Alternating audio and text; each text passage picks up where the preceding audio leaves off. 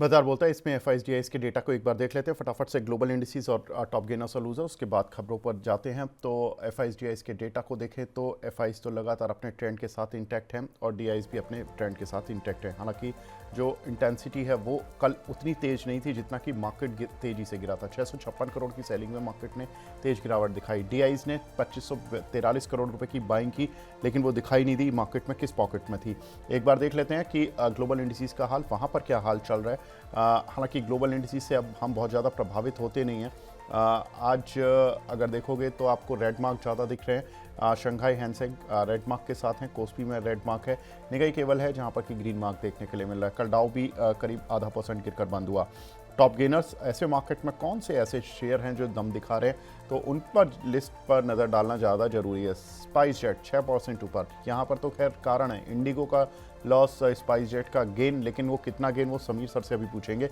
Eris life science यहाँ पर करीब 5% का गेन है। त्रिवेणी TTML केन्स में काफ़ी बड़े एक्सीडेंट्स के बाद आज कुछ रिकवरी आई है। उसके पीछे भी कारण है JP मॉर्गन और मैक्यूरी की रिसर्च रिपोर्ट आई है जिसमें कि उन्होंने टारगेट्स वगैरह बढ़े दिए हैं, लेकिन उस पर बात करेंगे आज विस्तार से। स्टॉक एक्सरे भी करेंगे इस काउंटर का कि साथ इसमें हो क्या रहा है एक्चुअली। टॉप लूजर्स देख लेते हैं कौन से काउंटर हैं जो कि आज के मार्केट में लूजिंग साइड पर हैं। तो LT फूड्स यहाँ पर डोनाल्ड ट्रंप की धमकी का असर 6.5% नीचे। वैप सोलर 5.5% नीचे। लॉयड्स 5.5%। GR infra 5.5%। बलरामपुर चीनी करीब 4.5%। अब आते हैं खबरों पर। तेलंगाना में डोनाल्ड ट्रंप का निवेश एक होने जा रहा है। ट्रंप मीडिया कॉरपोरेशन के हेड आए हुए थे जो कि ट्रंप का मीडिया का पूरा बिजनेस देखते हैं। 1 लाख करोड़ रुपए वो इन्वेस्ट करने की बात कर रहे हैं अगले 10 साल में तेलंगाना के अंदर। तेलंगाना में ट्रंप के नाम पर एक स्ट्रीट का नाम भी रखा जा रहा है। तो उन्होंने खास तौर से तेलंगाना के जो चीफ मिनिस्टर हैं उन्होंने खास तौर से ये बोला है कि डोनाल्ड ट्रंप को बताया जाए कि हमने आपके नाम पर एक स्ट्रीट का नाम रखा है। बिल्कुल ठीक बात है। अब मतलब डोनाल्ड ट्रंप को खुश करने की भी प्रक्रियाएं शुरू हो गई हैं। अमेरिकी ट्रेड टीम कल भारत आएगी और 25% टैरिफ जो कि रशिया से क्रूड ऑयल इंपोर्ट करने को लेकर लगाया गया था इंडिया पर, उसको एटलीस्ट हटाने पर पहले फोकस कर रही है इंडिया। लेकिन इन सभी के बीच में डोनाल्ड ट्रंप ने एक अलग ही काम कर दिया, जैसा कि वो करते रहे हैं। ट्रंप ने भारत को धमकी दी। उन्होंने कहा भारतीय चावल पर टैरिफ लगा दिया जाएगा और भारत अपना चावल हमारे यहाँ डंप नहीं कर सकता। समीर सर, ये डोनाल्ड ट्रंप किस मतलब कैसे उनको एनालिसिस करें, मतलब मार्केट से ज़्यादा टफ हो गया सर। मतलब टेक्निकल वाले टेक्निकल देख लें, फंडामेंटल वाले फंडामेंटल देख लें। मतलब डोनाल्ड ट्रंप को समझना, एक तरफ उनकी ट्रेड टीम आ रही है हमसे बात करने, दूसरी तरफ वो वहाँ से धमकी भेज रहे हैं। जब मोदी जी गए थे तो मोदी जी जब तक व्हाइट हाउस में घुस रहे थे वो धमकी भरे ट्वीट कर रहे थे और वहाँ मोदी जी का स्वागत कर रहे थे। मतलब क्या क्या इंसान है ये, मतलब कैसे इनको डील करेंगे हम लोग। So Donald Trump, he prides himself on the fact कि he's a good negotiator, कि आई एम द बेस्ट। तो ये सब मेरे हिसाब से निगोशिएशन टैक्टिक्स है। थोड़ा आप इधर से बात करो, put a little bit of worry and fear कि अगर हम लोग ने ऐसे ये नहीं दिया तो ये इधर से कुछ हिट कर देगा। So these are all some negotiation tactics. Eventually जो भी वो इम्पोर्ट ड्यूटी कर रहे हैं, इनफैक्ट मैं आज सुबह LT फूड्स की मैनेजमेंट को टीवी पे सुन रहा था, सेम कि उनके रियलाइजेशंस में ज्यादा फर्क अभी तक नहीं आया है। और एनी ऑफ द प्रोडक्ट्स जो जो वो फूड प्रोडक्ट, क्योंकि they are being passed on to the end consumer. तो मेरे हिसाब से कुछ भी टैरिफ्स भी आएंगे on food products, specially I am not talking of garment या फिर ज्वेलरी, वहां वहां पे तो I am sure companies, because वो नेसेसिटी नहीं है बट फूड नेसेसिटी है, तो वहां पे the price will get passed on eventually to the end customer. So the US will, जो यूएस के कस्टमर है उनको पेन फील होगा। सो वो सेक्टर पे मेरा उतना नेगेटिव व्यू नहीं बैठ रहा है। बट यस, जो सेक्टर्स नेगेटिव व्यू अभी भी थोड़ा है, विच कुड बाउंस बैक अगर कुछ ट्रेड डील हुआ, is textiles and James and jewellery. Auto sector में तो आई थिंक ब्लैंकेट 20% है, तो वो चेंज नहीं होने वाला है। स्टील सेक्टर में ब्लैंकेट 20% है, वो चेंज नहीं होने वाला है। सो इट्स इट इतना ट्रेड डील का महत्वपूर्ण पॉजिटिव नहीं आएगा। It come to sectors which the market जो इंडेक्स पे वेटेज बिल्कुल है ही नहीं है। और to answer the last question, Donald Trump, वो आवाज तो आते रहेंगे 3 साल, ये वॉलिटिलिटी तो रहेगी, there is no solution. Volatility रहेगी और इस वॉलेटिलिटी में सर बहुत सारे लोगों के पोर्टफोलियो बिल्कुल साफ़ हो जाएंगे। मतलब 3 साल करना क्या है ये और देखना पड़ेगा कि जो रिसर्च हाउसेज हैं वो क्या करेंगे। नहीं, but see, Vivek, the point what I'm trying to make is for a fundamental analyst, if you look at it, noise आता है, स्टॉक बढ़ते घटते, but eventually business continues as normal and things stabilise and move back up, right? If you are getting something क्योंकि noise आया है and you are getting it at a better value, it's great that आप खरीद सकते हो।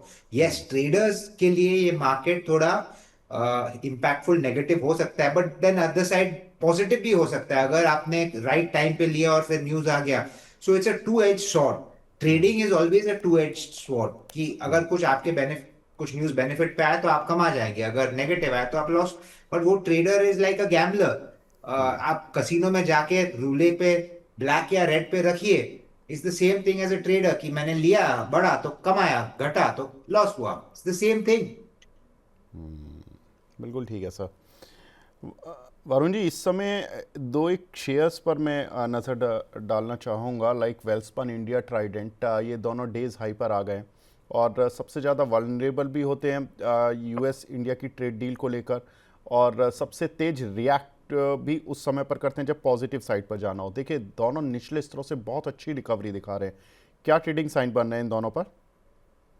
जी, विवेक जी, कल के सत्र में भी वेल्सपन लिविंग पर हमने बात किया था, 132 के आसपास चल रहा था और हमारा जो व्यू था, करीबन आप देखेंगे तो वेल्सपन में अब आप लास्ट आप 6 मंथ्स का चार्ट देखेंगे और अभी आप देखेंगे तो 200 SMA के ऊपर ट्रेड करना शुरू कर दिया है।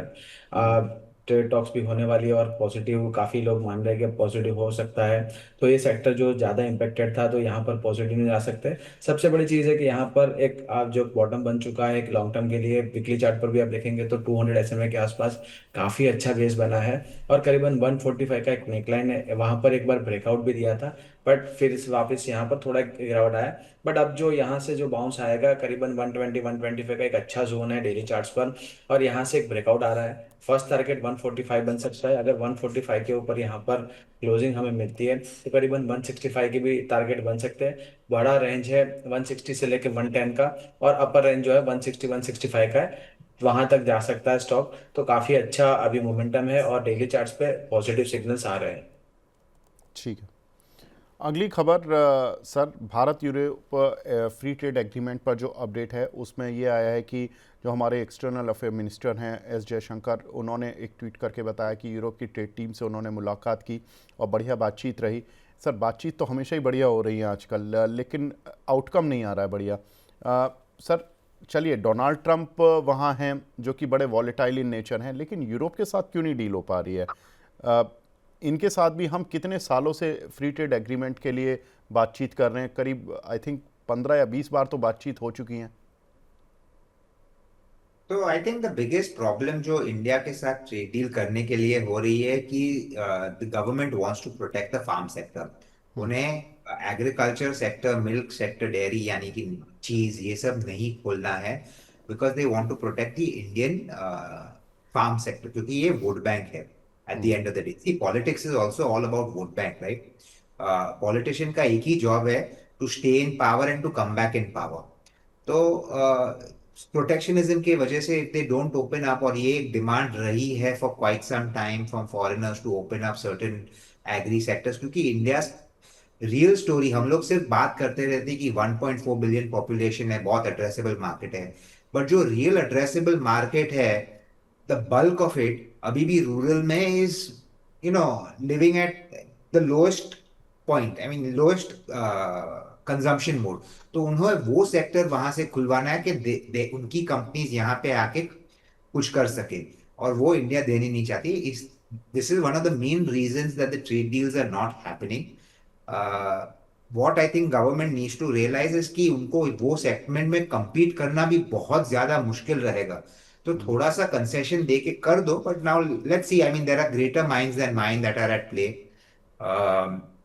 I'm sure कुछ ना कुछ हो जाएगा, but what we can assume कि जो ट्रेड डील हमने यूके के साथ साइन की है, ज्यादातर वही लाइंस पे बाकी के देशों पे इंडिया विल एग्री। अगर वो कुछ ज्यादा कंसेशंस देने लग गए, then every other country is going to come and start demanding more concessions कि आपने इसको दिया उसको दिया। So expect it to be around similar lines. Yes, US को शायद थोड़ा सा ज्यादा दे दे because it's the largest buyer and largest exporting nation for us. But बाकी के I think trade deals will get signed. It's a matter of time with similar lines as UK. Varun ji, कुछ एक shares जो कि यूरोप से सीधा exposure रखते हैं, कल भी हमारी बात हुई थी, Tata steel, Tata motor passenger vehicle, Balkrishna industry, Apollo tyres, इनमें से किसी का चार्ट लग रहा है जो कि लग रहा है कि आपको बॉटम बना चुका है या बॉटम के नज़दीक है? यहाँ पर इसको थोड़ा सा अगर भारत यूरोप के बीच में फ्री ट्रेड एग्रीमेंट हो गया तो जिस दिन अगर न्यूज़ आई तो देखिए, बाकी फाइन प्रिंट तो मार्केट बाद में पड़ेगा, लेकिन पहला रिएक्शन ज़रूर दे देगा। और रिएक्शन वो मतलब अच्छा होता है, नीजक रिएक्शन बड़े वाला होता है, 8-10% वाला। कोई है ऐसा काउंटर जो बॉटम पर हो तो इसमें रिस्क कम हो तो चलो नीजक रिएक्शन का इंतजार कर लिया जाए? जी विवेक जी, जैसे आपने बालकृष्ण इंडस्ट्री अपोलो टायर की बात करी, अपोलो टायर के अंदर काफी अच्छा बेस बन चुका है। एक ब्रेकआउट मिला है करीबन 480 485 से, और 540 से लेके 515 एक अच्छा ब्रेकआउट जोन है। और यहाँ पर एक अपना डेली का 24 EMA है, वहां पर एक अच्छा कंसोलिडेशन हो रहा है। तो अगर किसी के पास पोजीशन है तो 510 का एक स्टॉप लॉस शॉर्ट टर्म के लिए लगा सकता है। अगर किसी को अक्यूमुलेट करना है तो 500 510 would be a very good zone to enter. यहाँ पर 485 का स्टॉप लॉस लगा के लॉन्ग टर्म के लिए बेट लगा सकते हैं। टायर इंडस्ट्री में आप देखेंगे तो अपोलो टायर एक अप्रोप्रिएट अभी एक अच्छा स्ट्रक्चर बना चुका है मंथली, वीकली, डेली चार्ट्स पर। और यहाँ से अगर 540 के ऊपर हमें ब्रेकआउट मिलता है तो करीबन लाइफ हाई जो 580 के आसपास है वो अचीव हो सकते हैं, और एक काफी बड़ा ब्रेकआउट हो सकता है। तो जैसे आपने बताया कि एक सेक्टर जो जो स्टॉक है जो एग्रीमेंट से बेनिफिशियल हो, या फिर आप देखेंगे इंटरनेशनल मार्केट में कमोडिटीज प्राइस जैसे क्रूड काफी लोअर लेवल्स पे चल रहे, तो उनका जैसे रॉ मटेरियल भी यूज करते हैं, तो वहां पर भी उनको एक बेनिफिट है। तो यहाँ पर डबल बेनिफिट उनको हो सकता है Apollo tyre as a company. और यहाँ पर काफी अच्छा स्ट्रक्चर है, ब्रेकआउट हमें मिलता है, काफी अच्छे लेवल मिल सकते हैं। और इस तरह के मार्केट में जहां पर मिड एंड स्मॉल कैप में आपको लेफ्ट राइट सेंटर से आपको सेलिंग मिल रही है, तो यहाँ पर एक स्टेबल काउंटर है और यहाँ से आपकी पोजीशन बना सकते हैं आप। ठीक है सर। समीर सर, एक चीज़ बताइए, जब ये पुतिन साहब आए थे हमारे यहाँ पर तो हमारे नेताओं ने कुछ ज़्यादा एग्रेसिव स्टेटमेंट तो नहीं दे दिए? मतलब कि हम दुनिया को दिखा देंगे, हम तभी से मार्केट का मूड ख़राब हो गया। मतलब देखिए, इस समय ना मार्केट पॉलिटिकली बहुत ज़्यादा देख रहा है। मतलब आप रशिया के साथ मिलते हो तो आप ऐसा लगता है जैसे आप रशिया के ही सच्चे दोस्त हो, आप अभी डोनाल्ड ट्रंप के साथ मिलते हो तो आप डोनाल्ड ट्रंप के सच्चे दोस्त लगते हो। लेकिन सच्चे दोस्ती की समझ नहीं आ रहा कि आपके साथ सच्ची दोस्ती निभा कौन रहा है। अब आप पुतिन से मिलते हो, पुतिन जी के साथ आपने बोल दिया जोश में आके कि हम दुनिया को दिखा देंगे कि हमारी दोस्ती के बीच में कोई नहीं आ सकता, हम किसी की टर्म्स पर नहीं चल सकते। उनकी टर्म्स की वजह से मार्केट की टर्म्स सर ख़राब हो गई 2 दिन में, अच्छी खासी पिटाई हो चुकी है मिड कैप स्मॉल कैप की। सर, ये पुतिन क्या आना हमारे लिए कुछ बेनिफिट भी दे रहा है या ये केवल हम स्टेटमेंट से अपना नुकसान कर रहे हैं? ओके, सो दो चीज अलग रहती है, एक है मार्केट और दूसरा है national security. When we come to national security, I don't think we should worry कि मार्केट का क्या रिएक्शन होगा। व्हेन पुतिन हैज कम, जो भी रशिया से हमें टेक्नोलॉजी आती है, डिफेंस मशीनरी, इक्विपमेंट, S-400 जो भी आए हैं, जब इंडिया और पाकिस्तान का वॉर हुआ था तो those were the things that came to our rescue, right? So should we alienate a friend because one person in the United States feels कि हम ऑयल परचेज कर रहे हैं तो वो वॉर कंटिन्यू हो रहा है? ऐसा नहीं है कि Russia is not going to continue its war with Ukraine if India stops producing oil. So for me, ये स्टेटमेंट जो हम लोग करेंगे, no harm done. Could it थोड़ा क्वाइटली कर सकते थे probably, but I don't think we should compromise national security और एलियनेट आवर ट्रू फ्रेंड्स। आज लाइफ में भी आपके सच्चे दोस्त आपके साथ रहते हैं, you have to let them know that you are true friends. So for me, they have done nothing wrong on that. Does it hurt the market? Yes, जी हाँ, बिल्कुल मार्केट में हर्ट होता है, पर मार्केट ये सब शॉर्ट लिव्ड रहती है, मेमोरी शॉर्ट रहती है। जब डोनाल्ड ट्रंप और मोदी जी मिलेंगे, आपने कहा ना कि वो गले लगाएंगे, सब करेंगे, सब हो जाएगा ठीक ठाक, सब मार्केट ये सब भूल जाएगा। But should not compromise on national security according to me. So nothing wrong, let the market correct. अगर उस वजह से करेक्ट हो रहा है तो ऐसे लेट इट करेक्ट। बिल्कुल ठीक है सर। एक मैं डेटा देख रहा था, मुझे किसी जेंटलमैन ने भेजा था, आई डोंट नो कि वो कितना करेक्ट है, कि जब जब पुतिन आते हैं भारत तो तब तब मार्केट गिरती है अगले कुछ दिनों में, और 4-5% का फॉल होता है।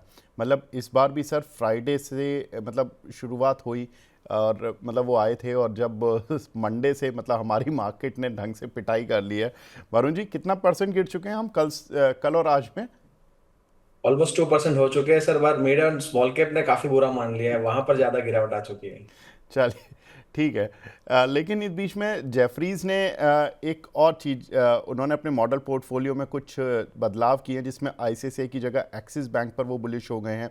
एयू बैंक को भी पोर्टफोलियो में ऐड किया है। बेलराइस बेचकर उन्होंने संवर्धना को ऐड किया है। एनटीपीसी से निकलकर उन्होंने जेएसडब्ल्यू एनर्जी को ऐड किया है। समीर सर, आपको इनमें से जो उन्होंने शेयर्स ऐड किए हैं, या जहां से एग्जिट किया है, या वेटेज कम किया है, आपको लगता है कि ये शेयर जो ऐड किए हैं ये अच्छे हैं, मतलब इन पर जाना चाहिए? आप भी किसी पर बुलिश हैं? जी हाँ, बिल्कुल। तो एक्सिस बैंक मैंने आपको पहले ही कहा था, I was quite bullish after, जब उन याद है, if you go back maybe 2-3 months आपके शो पे, when they had that problem और उनके एनपीएस बढ़े थे and they had to take extra provisions और स्टॉक करेक्ट हुआ था, that time I told you कि मैं had the opportunity of interacting with the CFO of Axis Bank, and he explain to me in great detail कि क्या हुआ था, कि क्या कैसे वो रिजॉल्व होगा and all of that. And from that time I turn positive. अभी हम देखें तो एक्सिस बैंक के even after the 20% rally it's had from the low, it's still trading at a 40% valuation discount to HDFC Bank or ICICI Bank. It is third largest bank, strong brand franchise, strong branch reach, सब अच्छा है। तो can it catch up on valuations, can the gap narrow from 40% to 20%? बिल्कुल narrow हो सकती है। And Axis Bank also has access to decent cost of capital, यानी कि उनकी फंडिंग कॉस्ट उतनी हायर नहीं है compare to the other two banks, so they can also compete aggressively in the market। तो मेरे हिसाब से Axis Bank is definitely a good buy. JSW energy, it's a fully vertically integrated player kind of form in the energy vertical, from thermal, renewable, फिर renewable में they have solar cell manufacturing, I mean solar module manufacturing, solar cells। तो वो vertically integrated जैसे player है। They are getting into battery energy storage, they're going to be putting up huge capacities of that, which is the requirement। तो मेरे हिसाब से it is a good stock। Valuation even after this, ये 550 से 450 पे आया है, तभी भी मुझे वैल्यूएशन थोड़े से एक्सपेंसिव लगते हैं। अगर वो थोड़ा और करेक्ट हो सकता है, I hope it, I mean ideally I would love to say कि 400 is a better price to buy than 450, but I am not sure कि वो आएगा, क्योंकि ऑलरेडी काफी करेक्ट हुआ है। So you can slowly start adding on according to me, but मैं ज्यादा पॉजिटिव एक्सिस बैंक पे हूँ कंपेयर टू जेएसडब्ल्यू एनर्जी। और आपने तीसरा स्टॉक कौन सा बोला था ऐड में? संवर्धना सर, उन्होंने एनटीपीसी बेचकर संवर्धना लिया। सो सम एनटीपीसी बेच के उन्होंने जेएसडब्ल्यू वो एनर्जी लिया माफ होगा। कीजिएगा, या एनटीपीसी बेचकर उन्होंने संवर्धन इज संवर्धना, एन वो ऑटो बेलराइस कंपनी। बेचकर उन्होंने संवर्धना लिया sir. Yes. Samvardhana is again valuations थोड़े से एक्सपेंसिव है, good counter, opportunity is good, business is good, valuations थोड़े से रिच है। Ideally I would wait for a correction. मैं जब करेक्शन बोलता हूँ, मैं 2% की करेक्शन की बात नहीं कर रहा हूँ, I am talking of maybe 10-12% lower. अगर वो stock maybe comes close to 90 rupees, is somewhere where मुझे कंफर्ट आएगा बाय करने में। I will not be buying at 115। ठीक है। वरुण जी, एक शेयर देखिए, नुवामा, इसमें स्टॉक स्प्लिट आ रहा है, जिसमें कि रिकॉर्ड डेट भी आ गई है, और रिकॉर्ड डेट अब 26 दिसंबर फिक्स की गई है। आपको लग रहा है कोई चार्ट पर बॉटमिंग आउट या कुछ अपसाइड पोटेंशियल इस काउंटर पर दिख रहा है क्या? विवेक जी देखिए, यहाँ पर नोवावा की आप बात करेंगे तो एक ब्रेकआउट देने की कोशिश की थी करीबन 7400 के आसपास, और हमारा उस टाइम बाय था, और 7500 76 के टारगेट थे। अब वहां से आप देखेंगे तो एक रिजेक्शन मिला है, और आप very close to the support. तो 7000 के नीचे अगर क्लोज आता है तो यहाँ पर अपना 200 ऐसे में डेली का है करीबन 6650। वहां पर टेस्ट करने जा सकता है। तो अगर पोजीशन है आपकी ऑलरेडी तो 7,000 का स्टॉप लॉस बना सकते हैं। फ्रेश खरीदारी भी करनी है तो आज का दिन आप देखेंगे तो काफी अच्छा निचले स्तर से बाउंस आया है। तो 7,000 का क्लोजिंग बेसिस पे आप स्टॉप लॉस रख के जो कॉर्पोरेट इवेंट आ रही है वो प्ले कर सकते हैं। But seven as a technical आप स्ट्रक्चर देखें तो 7,000 का स्टॉप लॉस रखना बिल्कुल जरूरी है। समीर सर, ये इंडिगो में क्या चल रहा है? सोमवार को कंपनी कह रही है कि उन्होंने 90% फ़्लाइट्स अपनी टाइम पर चलाईं और 1800 फ़्लाइट्स उन्होंने चला दी। संडे को उन्होंने 75% फ़्लाइट्स अपनी टाइम पर चलाई। 21 नवंबर से लेकर 7 दिसंबर तक उनका 827 करोड़ रुपए उन्होंने रिफ़ंड किया है अपने कस्टमर्स को।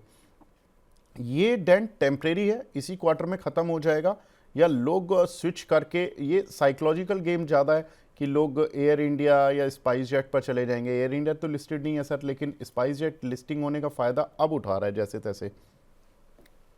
तो आई डोंट थिंक कि इतनी, अगर even if people have anger and anguish against Indigo, कि उनके पास ऑप्शन है कि मैं स्पाइस जेट या अकासा पे जाऊं, बिकॉज उनके पास मार्केट शेयर है नहीं, रूट्स है नहीं, all the routes today are sitting with Indigo, right? तो वो एक बेनिफिट तो डेफिनेटली है इंडिगो पे। मैं एक्चुअली एयरलाइन इंडस्ट्री पे ऑलवेज नेगेटिव रहा हूं and I still say this, क्योंकि now I am just saying, मेरा एक व्यू है, टुडे दे वो लोग टिकट का रिफंड कर रहे हैं। अगर मैंने एक होटल बुक किया होता where which is non cancellable, तो बिकॉज आपकी फ्लाइट नहीं उड़ी, because you chose to go against the regulations of the country जिसके वजह से ये प्रॉब्लम आया है, so shouldn't you also bear the loss for my hotel which I could not cancel and I could not reach because आपकी flight नहीं गई? तो ये सब इश्यूज अभी मेरे हिसाब से will start coming up, people will file certain cases against them. ये ये वन क्वार्टर तो काफी लॉस होने वाले, पर ओवरहैंग मेरे हिसाब से थोड़ा लंबा सा रहेगा। There be no reason why people want to say कि ये स्टॉक में अभी इमीडिएट री रेटिंग करो, नेगेटिविटी विल परसिस्ट। तो for me airline industry anyways avoid रहता है, बट एट दिस पॉइंट अगर आपको ट्रेडिंग बाउंस के लिए भी खेलना है तो I would strongly advise against it. मेरे हिसाब से ये स्टॉक काफी गिर सकता है जब ये सब पीआईएल्स फाइल होंगे for all the losses. Who is going to bear it?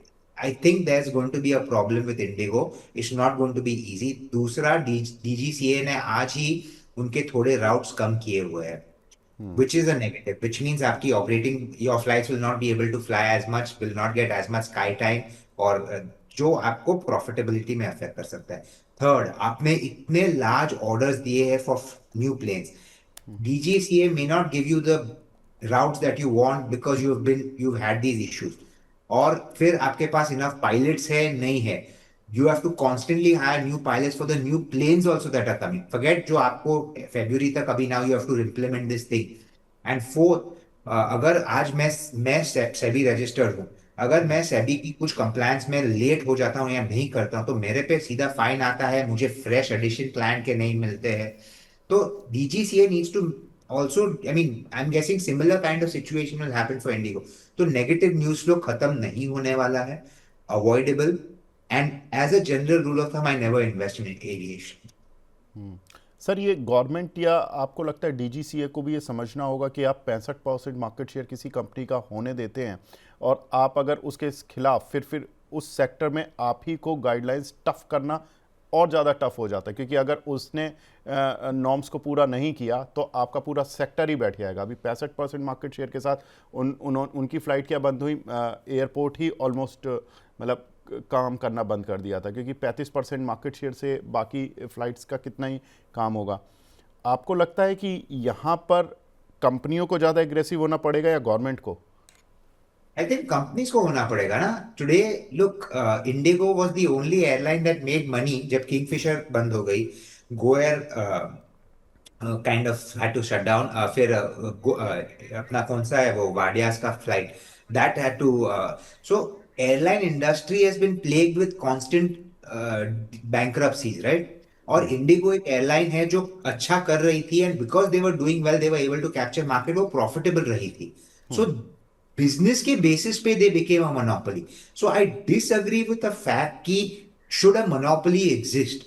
Monopoly existed because other people did not know how to do business well, not because कि गवर्नमेंट ने इंडिगो को बोला नहीं हम आपको डिस्काउंट आपको पीएलआई या कुछ ऐसे दे रहे हैं और बाकी को नहीं दे रहे. So it was not a created monopoly. It was a monopoly that happened by accident because others could not compete. अगर हम एयर इंडिया बोले तो Air India survived only because government वो लॉसेस फंड कर रही थी. Now it's been given to the Tatas. But otherwise IndiGo Air India was also a loss making. अगर Air India was a privately owned company से और जो losses की थी over the last may be 15 years, Air India would have also had to wind up. तो that would have become only one airline Indigo और फिर विस्तारा जो नया नया था और अकासा जो नया नया है.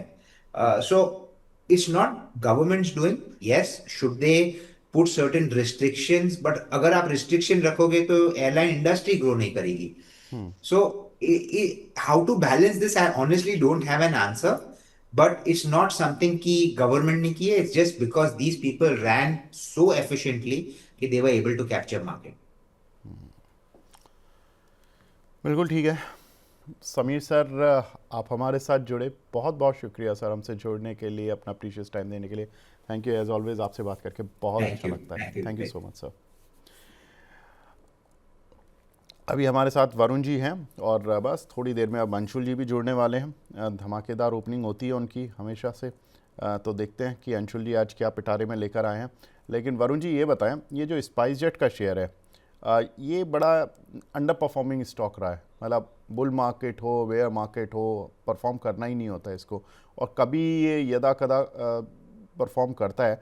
उसी में लोग ट्रैप कर हो जाते हैं, क्योंकि उस समय पर जो माहौल होता है इस शेयर को लेकर, इस कंपनी को लेकर, ऐसा लगता है कि डिओपॉली बिजनेस है. अगर मतलब डिओ नहीं हैं तो एविएशन 4-5 कंपनियां मेनली, लेकिन लिस्टेड मार्केट में केवल डिओपॉली वाला मामला है इनका कि इंडिगो और स्पाइस.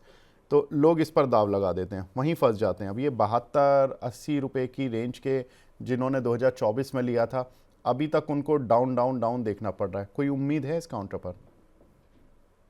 जी बिल्कुल. ये आपने बात की विवेक जी कि जैसे स्पाइस जेट में एक बम्पर हमें एक रिटर्न्स देखने को मिले 2 दिन में, काफी अच्छा. इंडिगो का लॉस, स्पाइस जेट का प्रॉफिट हम मान रहे हैं. बट आप देखेंगे तो चार्ट वाइज आप देखेंगे तो काफी नेगेटिव स्ट्रक्चर है. 28 के आसपास अभी हाल फिलहाल ही 52 वीक लो लगा था कंपनी का.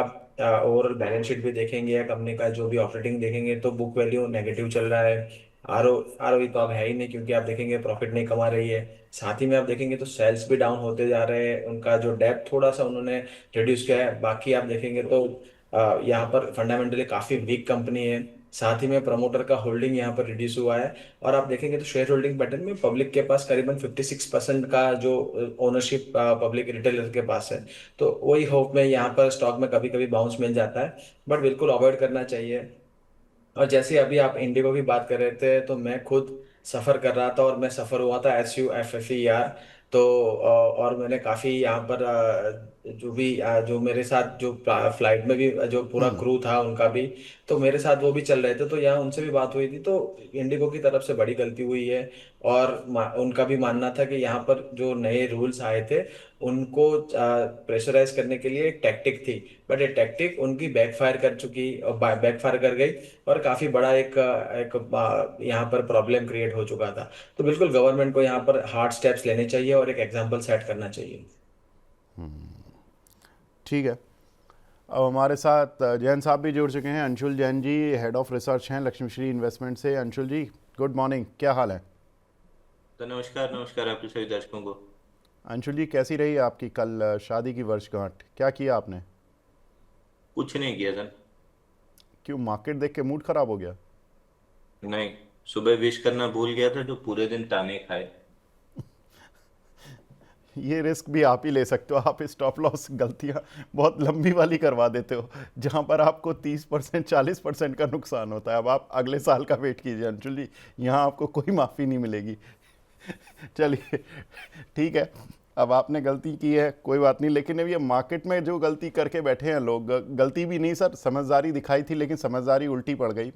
जैसे निफ्टी के लेवल्स वगैरह में समझने में अभी कहाँ दिख रहा है सर? कौन से सपोर्ट दिख रहे हैं आपको? सर निफ्टी कल हमने डिस्कस किया था, लेवल नीचे का लिक्विडिटी 25,847 और बैंक निफ्टी पे 58,925. अब बैंक निफ्टी तो 58,925 के आसपास 15-20 मिनट ट्रेड करके ऊपर आ गई, मतलब उसके नीचे ट्रेड ही नहीं की, छोटी छोटी विक बना के ऊपर आ गई। निफ्टी जरूर 75 मिनट की क्लोजिंग लिक्विडिटी लेवल के नीचे है, लेकिन 15 मिनट पे रिवर्सल स्ट्रक्चर बना है। 25,880 के ऊपर, सॉरी 25,850 के ऊपर अगर टिक गया तो एक छोटा सा रेजिस्टेंस 25,880 पे रिएक्शनरी पॉइंट रहेगा।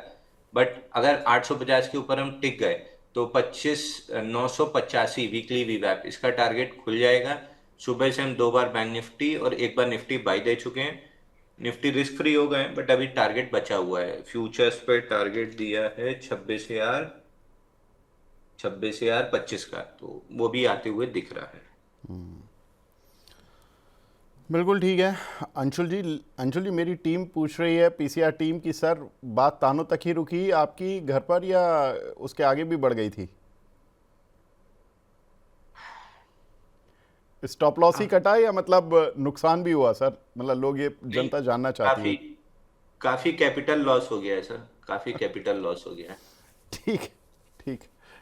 खैर आपने काम भी ऐसा ही किया था सर कि कैपिटल लॉस वाला ही था, इसमें तो मतलब मैं उनके साथ रहूँगा कि चलिए ठीक है।